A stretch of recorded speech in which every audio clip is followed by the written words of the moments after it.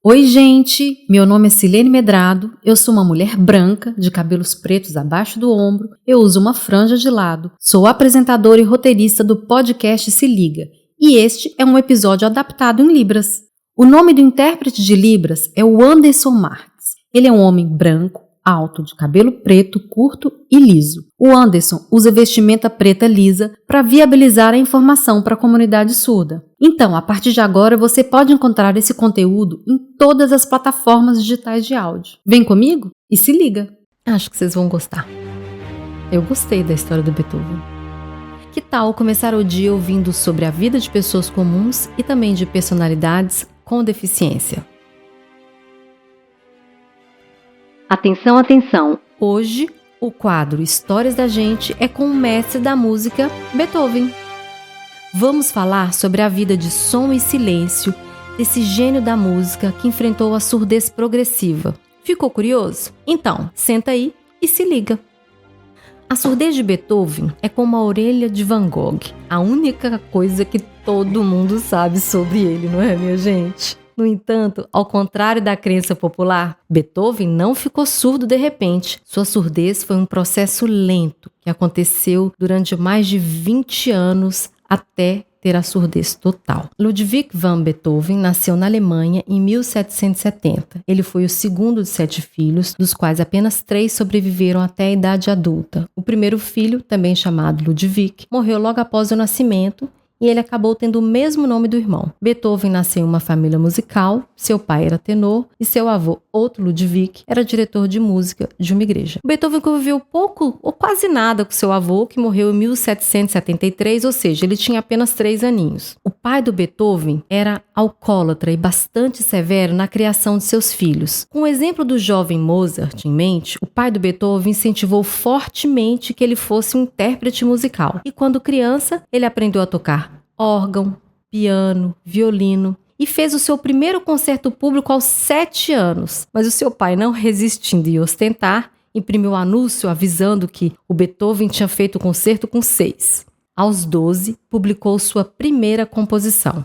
A mãe do Beethoven morre de tuberculose quando ele tinha 17 e o seu pai de alcoolismo quando ele tinha 21. Na juventude, Beethoven tinha uma audição excepcionalmente aguda, segundo suas próprias palavras, modesto ele. Mas ele pode, né, gente? Se mudou para Viena aos 21 anos de idade para ter aula com Joseph Haydn. Os problemas de audição de Beethoven se tornaram aparentes pela primeira vez aos 26 ou 27 anos, e isso ocorreu depois dele ter escrito a primeira sinfonia e diversas composições. No início, ele teve uma perda na capacidade de ouvir os sons agudos. Ele não admitiu a surdez por mais ou menos 3 anos, mas acabou por contar a 2 amigos por cartas que eu vou ler aqui para vocês. Ele escreve ao amigo Dr. Franz Welliger: minha audição tinha piorado constantemente há 3 anos. Muitas vezes estive em desespero.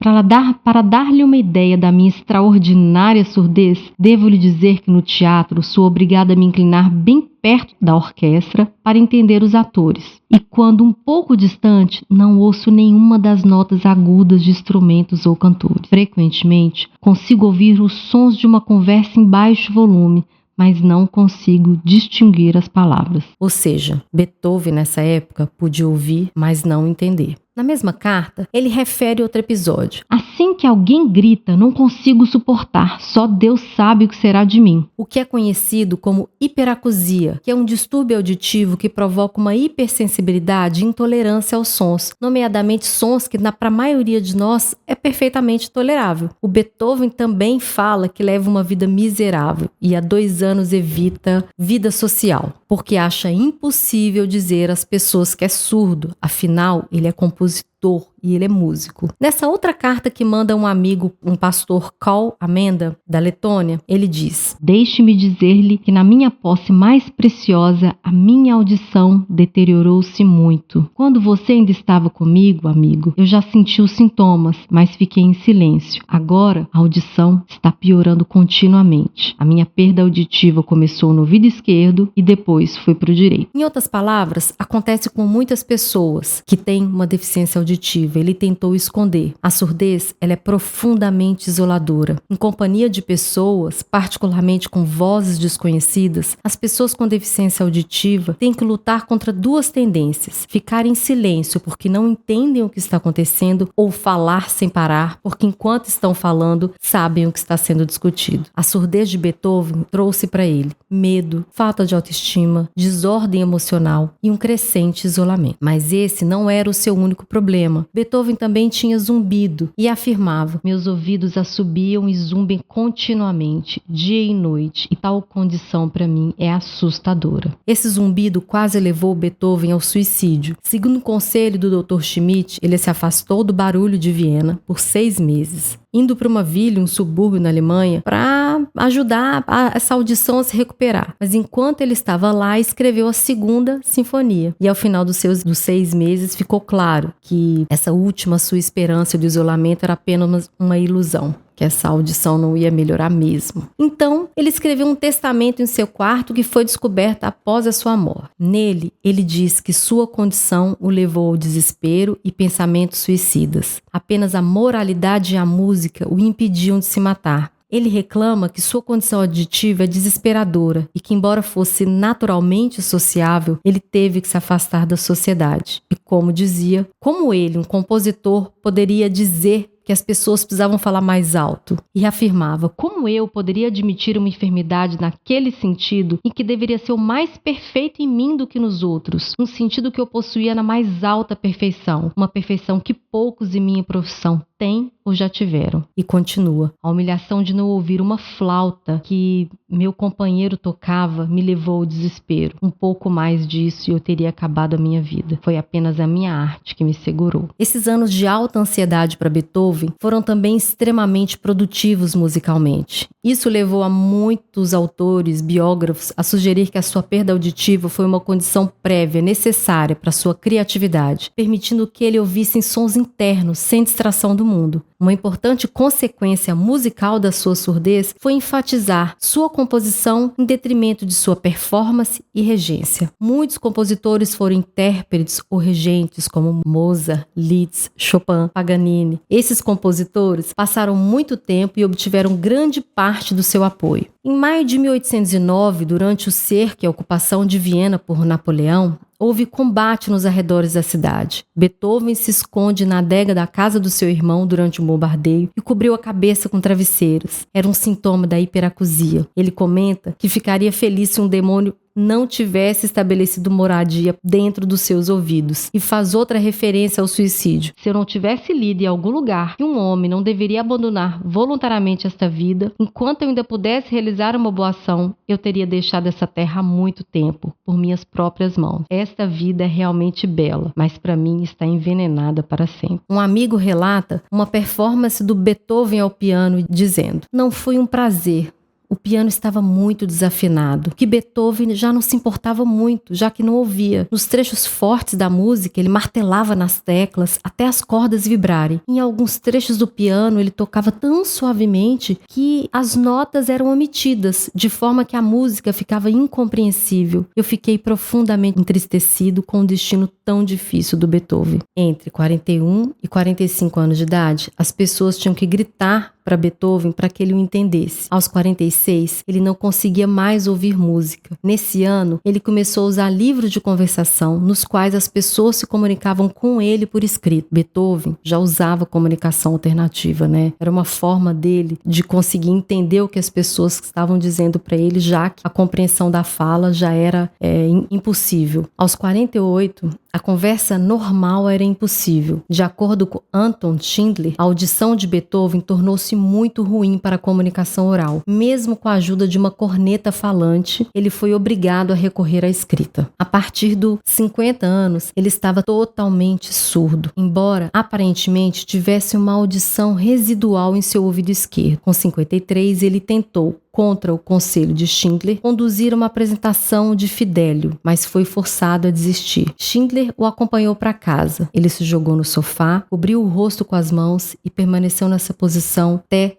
sentar-nos para comer, disse o amigo. Durante a refeição, não saiu uma palavra de seus lábios. Ele era uma imagem de profunda melancolia e depressão. No dia seguinte, ele foi ver Dr. Smetana, um especialista em audição. O médico pareceu indicar que a audição dele também ia diminuir com a idade e sugeriu a degeneração do 8º nervo craniano. Nesses anos de surdez total, o Beethoven escreveu a 9ª Sinfonia e seus últimos 6 quartetos de corda. É possível que grande parte da sua depressão e dos problemas de saúde tivessem relacionadas, claro, que é o que a gente está falando aqui o tempo todo, com a surdez dele. Ele tentou muitos tratamentos ao longo da vida, mas nenhum foi eficaz. Ele experimentou tratamentos com óleo de amêndoa, banhos quentes frios. Tal busca desesperada dá uma nova visão para as palavras enigmáticas que ele rabiscou na partitura de seu último quarteto. Pergunta, deve ser? Deve ser. 2 músicos contemporâneos de Beethoven, Johann Matzel e Konrad Graf, se interessaram por sua perda auditiva. Matzel, além de músico, também era um inventor e um engenheiro alemão. Ele utilizou a sua genialidade na engenharia para ajudar o Beethoven a ouvir melhor. E era também muito famoso por construir instrumentos musicais e por ter aperfeiçoado o metrônomo. Metrônomo, gente, é aquele aparelhinho de pulso que fica de duração, que mede a duração regular do andamento da música, tá? As cornetas também foram feitas por esse amigo e provavelmente foram os primeiros aparelhos auditivos fabricados. Ele provavelmente se inspirou para fazer essas cornetas nos megafones usados pelos capitães dos navios para amplificar suas vozes. As cornetas acústicas foram exatamente o contrário dos megafones. Em vez de amplificar os sons emitidos, elas coletam os sons recebidos e direcionam para o canal auditivo. No entanto, foi no século XIX que elas começaram a ser produzidas em massa. Matzel exerceu sua engenhosidade projetando vários tipos de corneta, de acústicas de latão para Beethoven. Essas variavam de simples cornetas acústicas a designs mais fantasiosos, que incluíam as cornetas com câmeras de ressonância. 4 dessas cornetas acústicas que ele projetou, feito para Beethoven, estão em exibição no Museu da Casa de Beethoven, na Alemanha. Além das cornetas, Graf também construiu um piano especial para Beethoven, com cordas quadruplas e uma placa sonora adicional para aumentar o volume do som. No entanto, Beethoven recebeu esse piano apenas em janeiro de 1826, após concluir suas principais obras. Um outro dispositivo lendário, mas pouco falado, que o Beethoven usou era uma baqueta de madeira.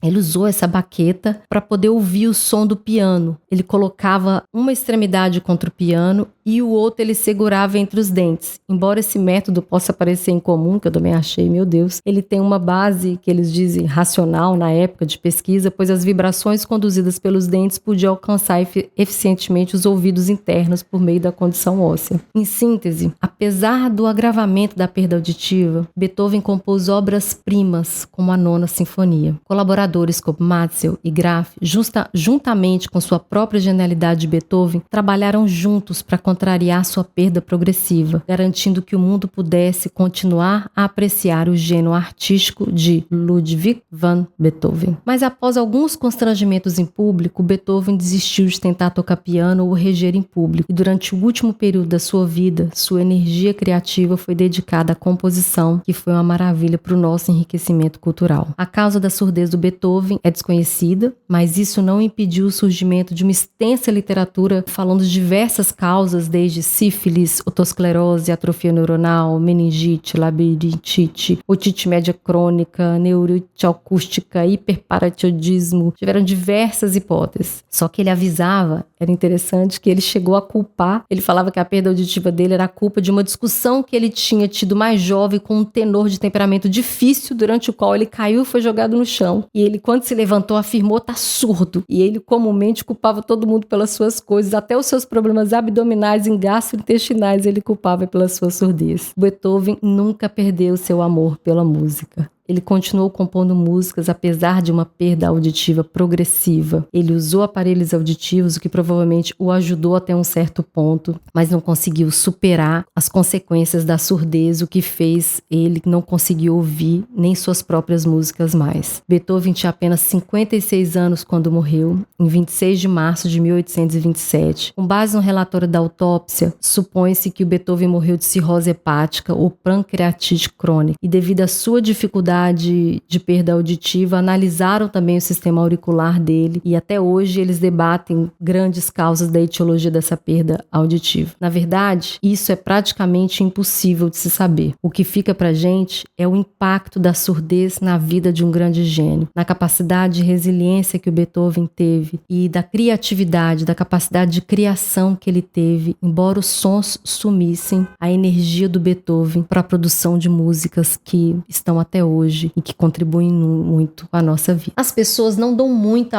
importância para a audição, né, que é muito importante para a nossa interação social e percepção do mundo. Só que a surdez, ela ainda, por mais que ela seja isolante, ela ainda pode ser motivo de piada. Há uma cena do Monty Python, são os atores ingleses, sobre o Beethoven, completamente surdo, trabalhando no piano na partitura da 9ª Sinfonia. Entra uma mulher da limpeza com aspirador de pó, ela limpa ao redor, embaixo do piano, e o Beethoven está alheio a tudo que está acontecendo. Ele não ouvia ela, não ouvia mal o piano. E isso é considerado engraçado. E aí esse artigo científico fala assim: é difícil imaginar uma cena semelhante sendo feita com um pintor cego. Lá está o pintor espalhando tinta em sua tela, pintando o retrato de um modelo. O modelo se cansa, desce, se veste, sai da sala e o pintor continua andando furiosamente, alheio à situação. Dada a sensibilidade moderna, é mais provável que a gente sinta desconfortável assistindo essa cena como uma coisa de mau gosto em relação à cegueira. Elas são de mau gosto em relação à cegueira porque nós a reconhecemos como uma deficiência. E nos surdos não. A razão pela qual a deficiência auditiva ainda é piada